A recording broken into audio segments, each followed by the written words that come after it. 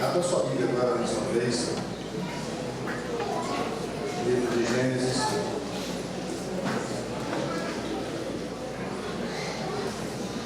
Capítulo 12, versículo 3.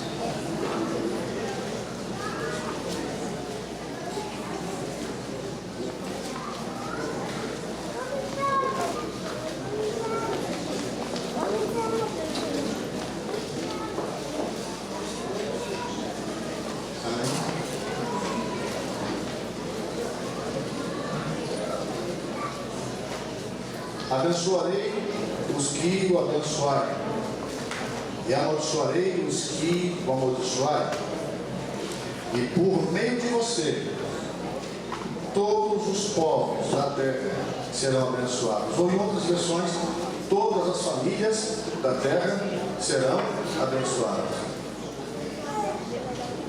Vocês acreditam que esta bênção tem prazo de validade? Não, né? 2 Timóteo, capítulo 3.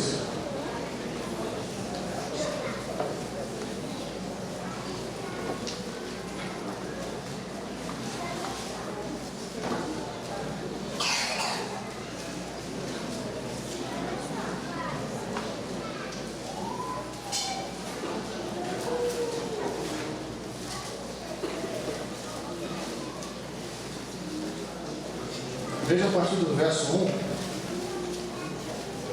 até o verso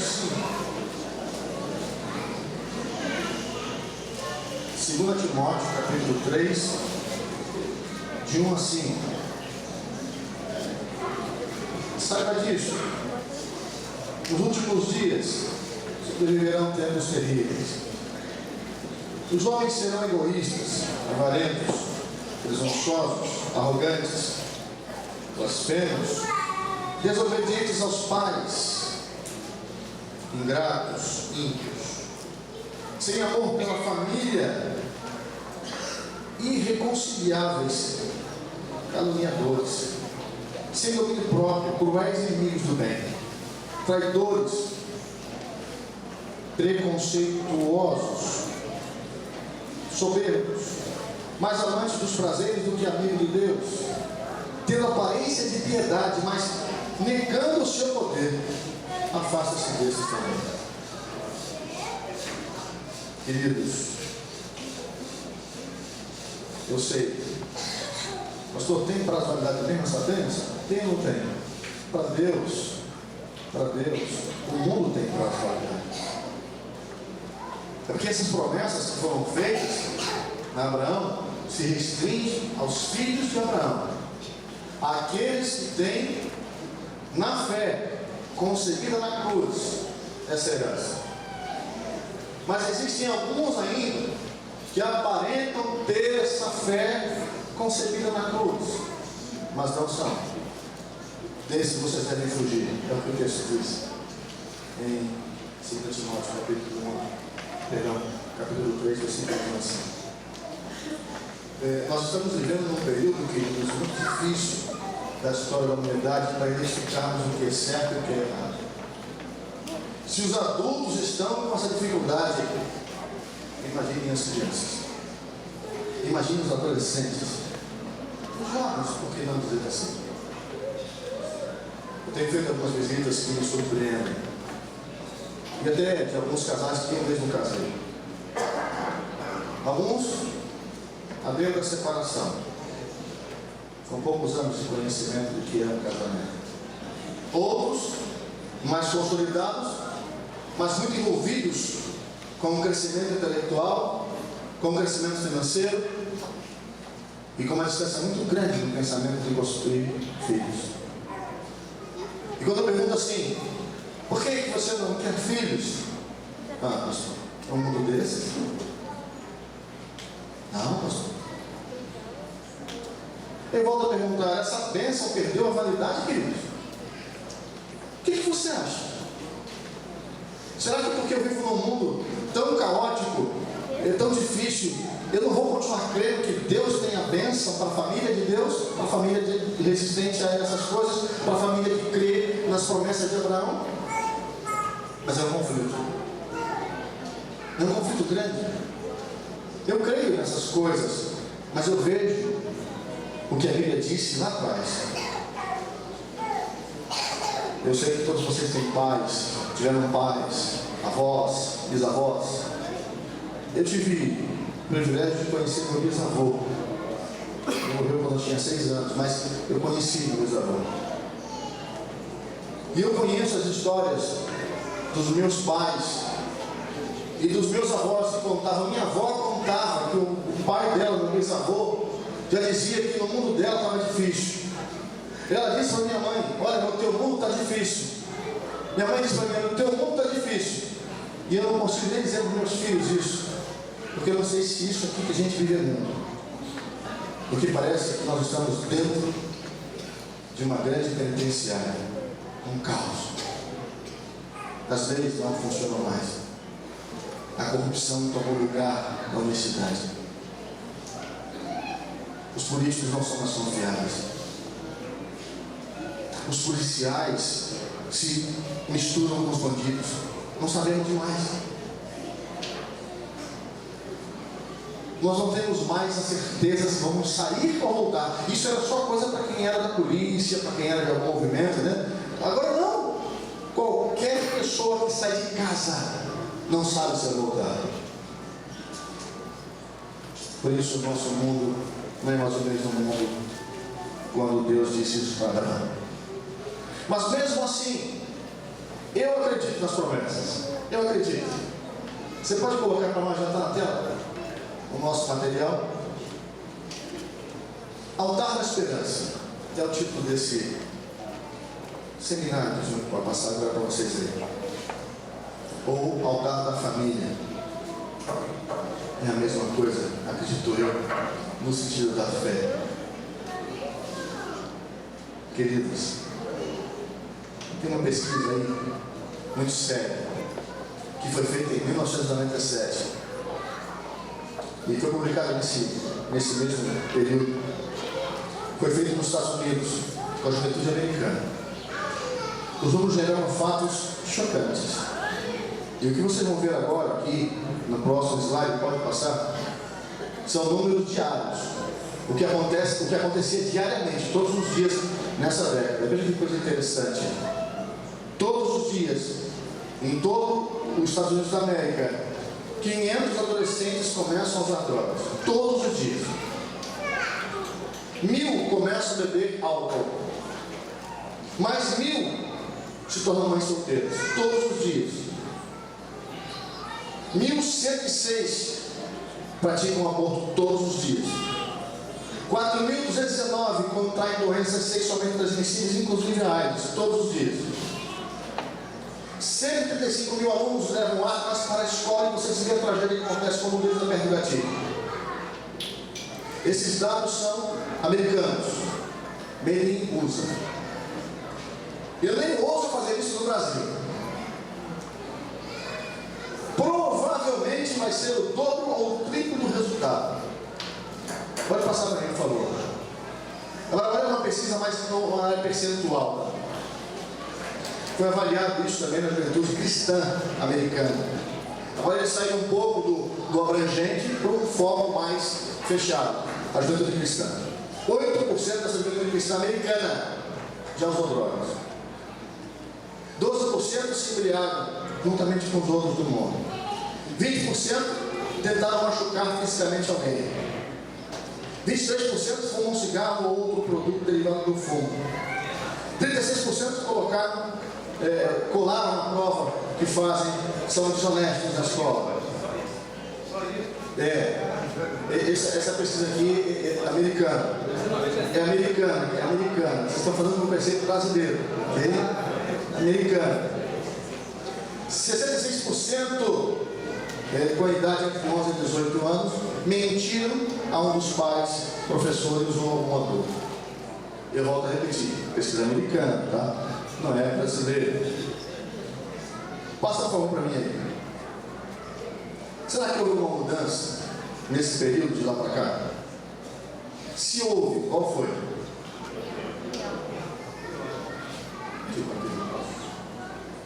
Pode passar o próximo slide aí. Vamos cuidar de algumas questões importantes, né? 3 delas por enquanto. Como passar valores bíblicos aos filhos sobre tais circunstâncias? Como ajudá-los a pensar de causa para efeito? Porque geralmente a gente pensa só no efeito e não na causa. E como formar filhos vencedores?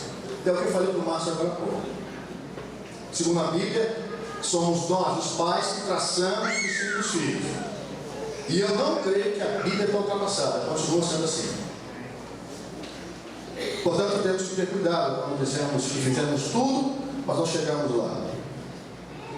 Passa mais uma vez. Agora vamos para o padrão bíblico, a visão bíblica dessa história toda. Provérbios 22:6 nós já ensinamos, já mostramos aqui também no nosso momento de dedicação, Daniel. Ensina a criança no caminho que ela deve andar, ou seja, trace o caminho para ela, mostre o caminho, ajuda ela a caminhar. É assim, do jeito que você ajuda ela a dar os primeiros passos, né? Você tem que ajudar ela também a dar os passos na vida, direcionar. Vamos ver algumas causas e da delinquência. Mais um pouquinho na frente aí, isso. Da delinquência juvenil. Esse é um estudo do FBI. É um ex-diretor do FBI que fez esse estudo. E é uma revelação interessante.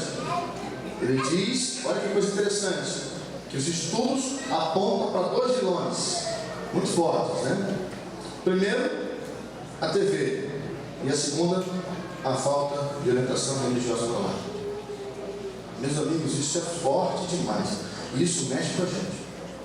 Mexe muito com a gente. Porque é muito fácil culpar a TV. Eu mesmo sou um desses que vivo falando sobre isso para vocês, pedindo a vocês para tirar um pouco mais de tempo da TV, dedicar a Deus. Mas olha só que coisa interessante. A falta de orientação religiosa no lar. Eu não sei se vocês já observaram, queridos, esses rapazes que são presos nos morros. Observa, ok, a mamãe dele quando dá entrevista. Ela é crente. A maioria esmagadora delas são crentes. E eu tenho casos, inclusive no Instituto do Elias, para cuidar de dependentes, que os pais são pastores. Pastores, mãe e esposo, pastores, pastor e pastora. E o filho está lá, sendo cuidado pelo Elias, depende de droga, depende de química. Então, será que o problema está na pessoa ser crente? Creio que não. O problema está na maneira como você é crente em casa. E essa delinquência juvenil está fortemente direcionada para isso. Mas vamos passar um pouquinho mais à frente aqui, por favor. Volta um pouco aí. Televisão. Eu acho que amizade chegou aí primeiro, né? Eu acho que eu pulei 2 aqui. Foi isso, eu pulei 2. Tá bom. Outro ponto importante que deve ser bem tratado e cuidado são as amizades. Foi? Não, volta um pouco na amizade mesmo, foi eu que pulei. Está certo, eu que estou errado aqui, ele está certinho lá. As amizades. Esses amigos, eles exercem pressão psicológica sobre nossos filhos. E é dever dos pais avaliar essas amizades e orientar os filhos com quem eles devem andar. Pode parecer até antiquado, pode parecer até esse negócio de década de 10, 15, 20 ali na frente, né? Mas é sério, queridos. É muito sério. Depois de uma influência dessas, avançar do campo experimental para o campo efetivo, né? Uma criança nossa experimentar alguma coisa que uma outra criança já venha fazendo, depois que experimenta, é muito difícil você retirar isso dela. Nós precisamos ter cuidado. Vai lá na televisão agora. Em uma semana, veja o que acontece em uma semana, durante todos os programas da TV, apresenta para você aí, ó.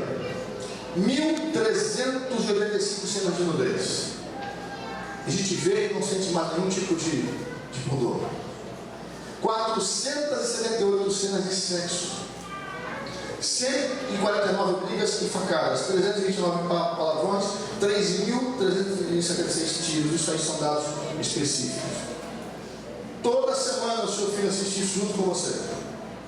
É que nem aquele jornal antigo que tinha, eu não lembro mais, O Povo. Vocês lembram desse jornal? Acho que é O Povo. Dizia que se torcesse saia sangue. De tanto olharmos aquilo, ficamos congelados. Nós podemos passar na rua e ver pessoas baleadas, nós não sentimos mais nada. É quase que natural, digamos assim. Passa o próximo slide, esse aí, exatamente esse aí. Até os 18 anos, o jovem terá assistido 22.000 horas de televisão. Dessas 22.000 horas, 12.000 de aula na escola. E acredite, somente 1.000 horas de aula consumada. Quem influencia? Então, assim, olha, já é quase que impossível você, como pai, influenciar seus filhos desse jeito, nesse mundo moderno.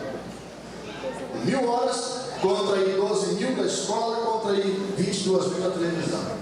Então, se você não fizer algo magnífico, se você não fizer algo sobre-humano, se você não for um pai herói, uma mãe heroína, se você não for isso, o seu filho realmente vai ser engolido por esse mundo moderno. E você, na igreja adventista, guardando sábado, não comendo carne de porco. E é o que está acontecendo em geral. Eu não vou colocar um percentual porque seria científico fazer isso, mas mais de 50% das famílias têm os filhos fora da igreja. Será que eu estou exagerando? Não podemos entender o que tem acontecido nesses últimos anos, mas podemos ver por esse mapa aqui agora, talvez os motivos que a gente não via antes. Passa mais um slide, por favor, para mim. Isso aí, os games. Gente, vocês têm medo do seu filho se viciar em cocaína, né? Maconha, essas coisas assim? Ok, mas está viciado em game. E esse vício do game prende, sequestra, escraviza a mente dele. Aí vem todos os outros vícios, com muita facilidade. Pais que gostam de presentear seus filhos com games devem ler antes o que os encartes apresentam. Passa agora aí, por favor, aí, o próximo. Tem um game chamado Diablo. Não sei nem o que é isso, não tenho acesso a esse negócio. Mas olha só o que diz lá nesse game. Você vai parar em um labirinto com demônios. Bem-vindo ao inferno.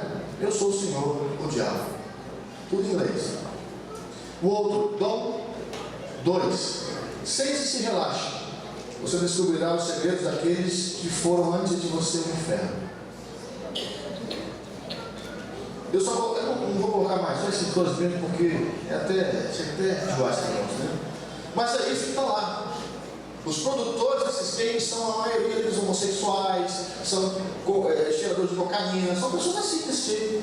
Então eles vão escrever só aquilo que eles gostam, só a inspiração que vem para eles. E aí você está aí colocando o seu filho diariamente preso a essas coisas. Antes a babá eletrônica era a TV. Fazia mal, mas não tão mal. Hoje é o quê? Pula mais um aí para mim, por favor, a internet, isso aí. Instrumento para aquisição de conhecimento, que é bom. É bom. Mas mal usado pode trazer ruim aos lados.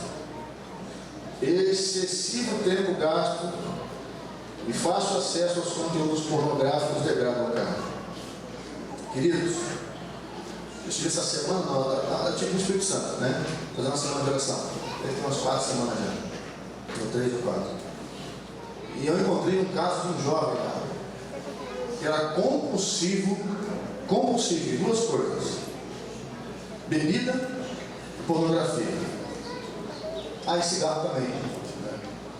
E eu não conseguia batizar o garoto naquela semana, porque muitos já tinham tentado, ele era casado até, tinha uma filhinha, e não conseguiam batizá-lo. E eu cheguei lá para fazer uma missão fedora. E aí eu tinha pouco tempo, então eu fui lá ao ponto. Fui lá perguntando sobre os seus pais, sobre os seus amigos, sua origem, sua educação. E ele caguetou tudo para mim. Ele falou que o pai dele era um pervertido. O pai dele tinha várias mulheres, era complicado, não ficava em casa. E o presente que o pai dava a ele era revistas pornográficas. E dizia assim: você tem que ser homem. Ele ganhou esse negócio. Ele cresceu, a internet chegou. Ele viu que era mais fácil pela internet do que comprar na banca de jornal. E ele cresceu assim, se desenvolveu assim. E nesse meio, queridos, quem gosta disso, quem mexe com isso, geralmente tem problemas também emocionais. E mexe com droga também, se está mais na frente. Ele foi coloca essas amizades, daqui a pouco eu estou nas drogas, daqui a pouco está lá, numa confusão só. Ele falou assim, poxa, eu pensava que era tranquilo, pensava que era coisa de homem, pastor. Eu falei, não, isso é coisa de derrotado, de pessoa que não tem uma mente normal, não é nem cristão, porque isso destrói os neurônios. Ele falei tanta coisa para ele que eu já sabia. Ele se assustou, perguntou como é que ele se já dessa. Eu falei assim, é simples, tem que determinar e não fazer mais. Resumindo tudo, em 3 dias de conversa com ele, ele conseguiu, segundo o que a gente acredita, né? Deixou o cigarro, deixou a bebida, resolveu se batizar, desceu as águas e manda toda hora mensagem, né? Tem 3 semanas já. Aí ele fica assim para mim, olha, já não fumo há tantos dias, olha, já não me masturbo desde que o senhor me batizou. Ele era casado, se masturbava todo dia. Então assim, esse é um deles que a gente conhece por aí, né? E até homens mais idosos aí fazem isso. A gente sabe que existe isso. Porque vem de um ranço lá atrás, de uma herança genética, de uma herança educacional, cultural. Então, queridos, nós temos que ter cuidado, muito cuidado. Avança para mim, por favor, aí. O estudo realizado por um centro de pesquisa da Universidade de Stanford constatou que a redução do uso da televisão e videogame diminui o comportamento agressivo dos estudantes. Que coisa legal, passa mais aí. Conselho agora. Avaliem com seus filhos os efeitos dos meios de comunicação usados na sua casa. Implantem medidas preventivas. Outro slide aí. O papel a ser desenvolvido pelos pais dentro de casa é fundamental para a formação moral e espiritual dos filhos. Cuidado com esses pacotes de televisão, esses pacotes de games, né? Advertência espiritual agora. Vamos lá. Pais, o destino de seus filhos está em grande parte em suas mãos. Se faltarem ao cumprimento do dever, poderão colocá-los sob influência de Satanás e torná-los seus agentes para arruinar a vida de outras pessoas, inclusive a sua, como pai. Segue mais em frente aí, porque eu tenho curto de correr. Comunicação e bom exemplo. Paz. A comunicação e o bom exemplo podem guiar seus filhos a Cristo, e eles, por sua vez, influenciarão a outros. E assim muitas vidas poderão ser beneficiadas, o que não acontece nos últimos dias. Geralmente são nossos filhos que são influenciados. Mas por que está acontecendo isso? Porque eles saem fracos, anêmicos espirituais, e vão para as escolas, e com certeza a grande massa, a maioria, vai forçar e vai influenciando. Aí volta para casa com aqueles defeitos, né? Aquelas falas que você não gosta, aqueles sei lá, como seria ser malandreado, né? Aquelas gírias, e você, olha, eu vou botar a pimenta na boca, eu não faça isso. Mas é impossível você não ajudar. Porque o primeiro passo a ser dado seria o dever de casa, protegendo essa criança. Parece maçante. Mas quantas vezes você faz culto no seu lar por semana? Quantas vezes teu filho te pega ali na Bíblia, estudando o Espírito de Profecia, fazendo a lição? Quantas vezes? Eu não sei quantas vezes, mas tem que ser muitas. Passa para mim, por favor, aí. São 5 perguntinhas que vamos fazer para vocês. Como estão nossos encontros diários com Deus e em família? Estamos ensinando nossos filhos a amar o Senhor? Temos sido exemplo de um amor em nosso lar? Pais, né? E namorados? Nossos filhos têm aprendido a apreciar a igreja que frequentam? Temos conversado com eles sobre como melhorar nossa espiritualidade? Eu não sei. Essa é a resposta sua. Você tem que responder isso para você mesmo. E não é para Deus não. Porque Deus sabe de tudo. Responde para você. Porque às vezes a gente está sendo enganado por nós mesmos e a gente não percebe. É um momento como esse, há um choque, a gente desperta, a gente, se Deus quiser, acorda. Espiritualidade no lar. Passa para mim, por favor, aí.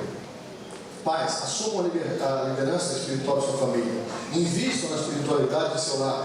Deus nos usará para fazer a diferença na vida de seus filhos. O difícil de entender é alguns pais ainda acreditarem que essa responsabilidade está com o pastor, está com a liderança, está com a igreja, está com o JA. Não está. Essa responsabilidade está com você, pai, com você, mãe. Mais um pouco aí, passa à frente aí. Um grande amigo e aliado, não inimigo, é o tempo. Nós sempre damos desculpa que nós não temos o quê? Não temos tempo. Cada dia temos 24 horas, dividimos esses 1.440 minutos em períodos de 15, teremos 96 espaços de tempo. Que coisa dessa? O que falta para a gente muitas vezes é vontade. É vontade de administrar esse tempo. Focando, na verdade, o que é realmente importante para nós.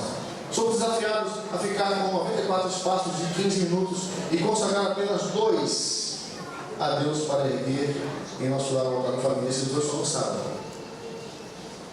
É assim que a gente funciona. Parece mentira, né? Mas nós somos religiosos no sábado. E olha lá o que a gente conversa no sábado quando sai da igreja e quando volta para casa.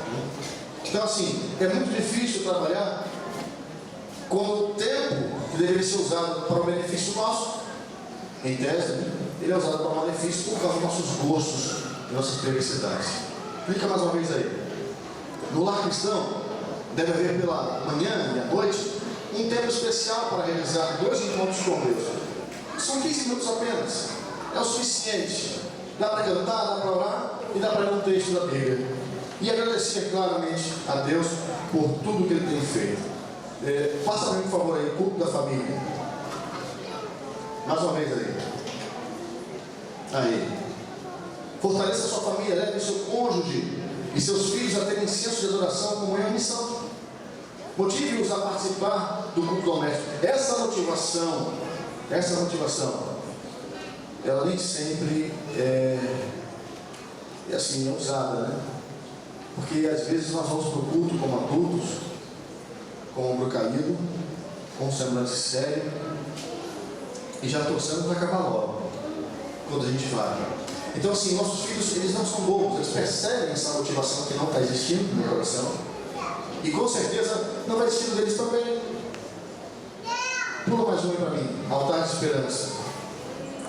No altar de esperança, sua família crescerá espiritualmente, ao mesmo tempo em que se tornará mais feliz e se preparará para a segunda vinda de Cristo. Essa é a meta dos pais de esperança.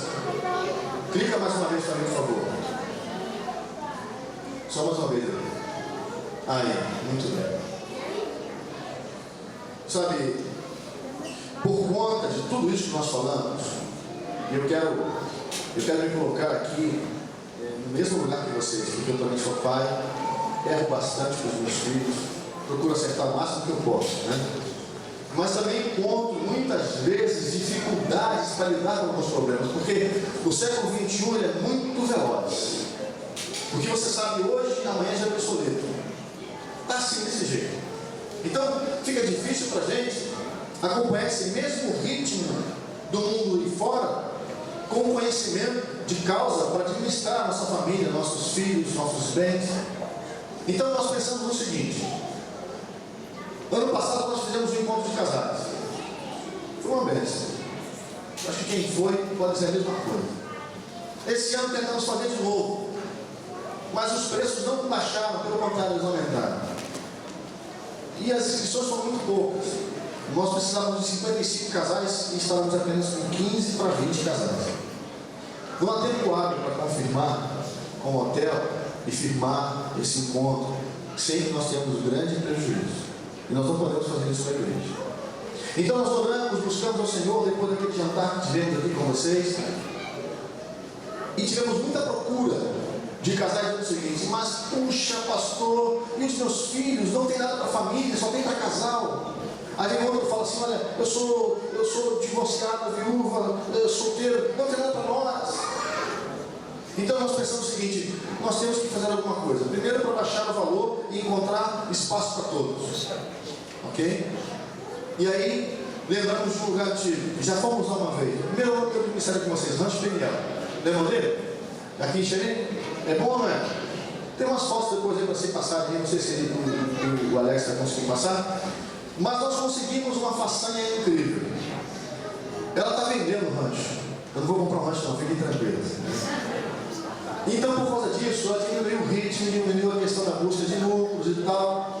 Ela baixou o preço considerável.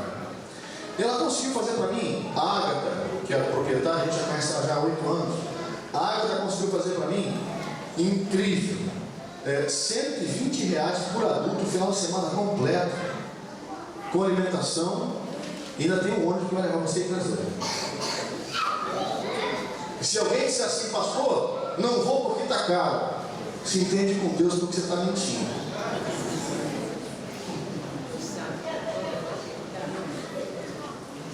Olha lá, ó, aqui, ó. Filhos, nem colocou ali, mas eu vou dizer, de 0 a 3 anos, não paga nada. Tá certo?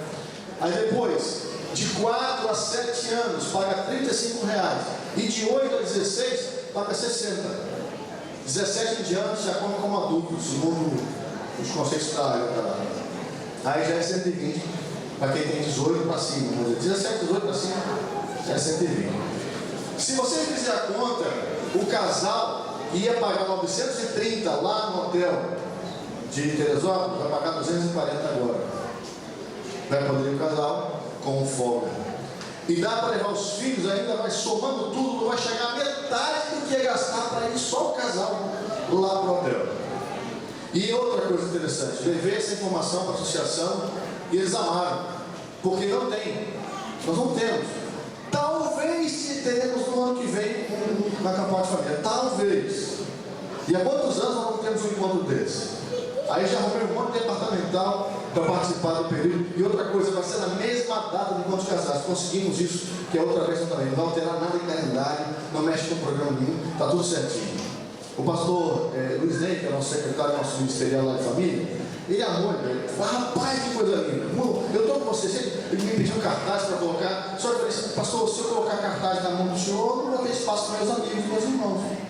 Eu pedi a ele para esperar até vocês fazerem a inscrição de vocês. Ele pediu assim umas 2 semanas ou 3, eu falei, tá bom, 2 semanas ou 3. Se vocês não fizerem as inscrições para preencher, aí eu vou ter que abrir para ele, ele vai colocar lá para geral, né? Tem 300 vagas com cama no local. Só que nós vamos trabalhar as 300 vagas para adulto, não dá. Porque numa família sempre tem um pai e uma mãe e 2 filhos, né? Às vezes 3. Então, temos que imaginar que as crianças e adolescentes serão a maioria nesse lugar, ok? Então, nós estamos estabelecendo 120 vagas para adulto, para o restante ser dividido entre as crianças que virão os jovens e os adolescentes. Teremos palestras em workshop, ou seja, desse lugar, nós temos 3 auditórios separados, e fora salas de bate-papo que temos lá. Então, nós teremos lá, provavelmente, uns 5 workshops separados, 5 tipos de palestras ao mesmo tempo, lidando com todas as áreas, todos os segmentos, problemas enfim, problemas assim, difíceis de resolver, que você não encontra a resposta, vamos ter lá. Já estamos fazendo contato com 2 psicólogas para trabalhar conosco lá, que trabalham nessa área, ok? E teremos alguns departamentais conosco, talvez até o presidente vai estar conosco nessa nossa empreitada. Então, queridos, veja bem. Como eu não quero que isso se espalhe mais lá para fora, tem um distrito todo, né? Eu trouxe hoje aqui até um formulário de preenchimento para você garantir sua vaga, mas não vai dar tempo de fazer isso. A hora está avançada, vamos ter que sair daqui agora.